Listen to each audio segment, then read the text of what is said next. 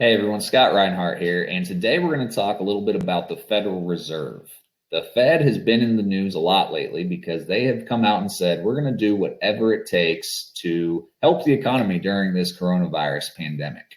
Now, what we're going to talk about today is some of the questions we've been getting from you to hopefully give you some comfort or at least an understanding of what is happening when the Fed infuses money into the economy. So let's start with a little story of a fairy tale, basically, of a trip I took to Prague this past summer. This was back at a time that you were allowed to travel. Imagine that. Seems like a lifetime ago. But in Prague, there's this tourist destination called the Golden Lane. And it's right outside Prague Castle. Very beautiful, very picturesque. And the story the tour guide told us was that there used to be an alchemist that lived on the Golden Lane, and his goal, as his goal was to turn stone into gold.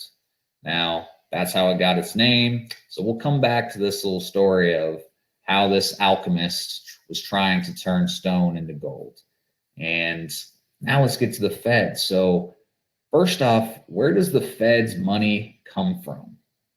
And to answer that question, I want you to have a real quick refresher on just how our monetary system works. When the government needs money, which it needs a lot of it, how does that process work? So Congress requests money from the U.S. Treasury.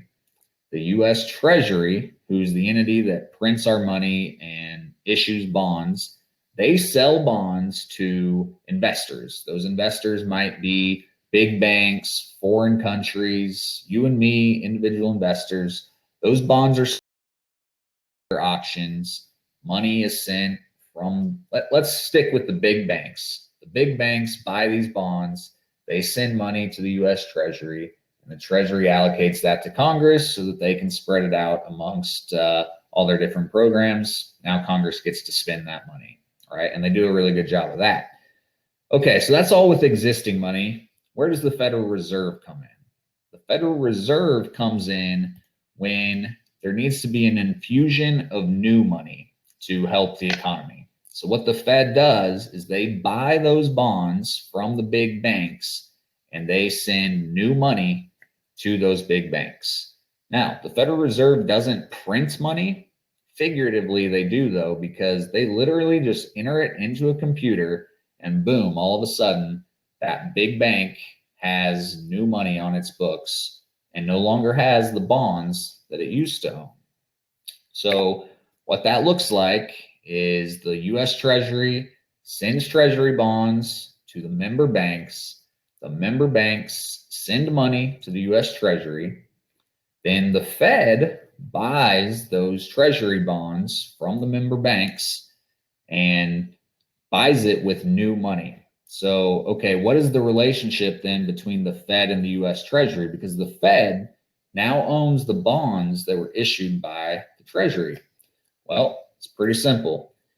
The Fed receives interest and principal from those bonds, and any profits that the Fed makes, which it does, it makes a profit by owning all these bonds and receiving all this interest, it sends the profits each year right back to the U.S. Treasury.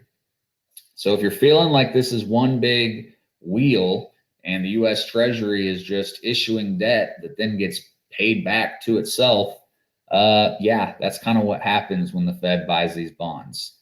And it's really hard for us to conceptualize because, when you and I, when we write a check, there has to be money in our bank account to cover that check, right? When the Fed writes a check, there doesn't have to be money in a bank account. In fact, there's not. There is just nothing to back that money.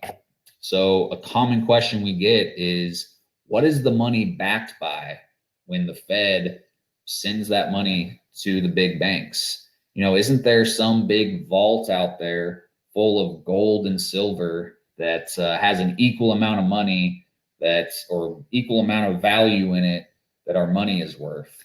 And the answer is no, there's not.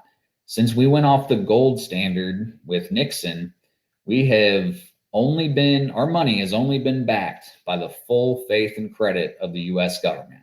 which essentially just means our money is simply backed by debt. Kind of spooky, isn't it? So let's get back to our Prague story, the Golden Lane. So when this alchemist was running one of his experiments, his neighbors all of a sudden heard this massive explosion. And legend has it, when they investigated, they found the alchemist had paid the ultimate price, died in the explosion, but in his hand, can you guess what he was clutching? A golden nugget. So the alchemist did what he tried to do, did what he had set out to do. He had turned stone into gold. His alchemy had worked. Now, the difference here is that this is a fairy tale, but what the Fed is doing, that's real life. The Fed is creating money out of thin air, and it's helping the economy right now. But the question is going to be, how will that affect things in the future? Because if the Fed just continues to create money, won't that mean that our purchasing power goes down? Won't that mean our existing money is worth less? In theory, the answer to that is yes, but it remains to be seen. We'll address that in a future video. So quick recap, the Fed creates money out of thin air to purchase debt instruments, US, which is only backed by US debt. The US Treasury pays the interest and principal to the Fed, and the Fed turns over the profit to the Treasury each year.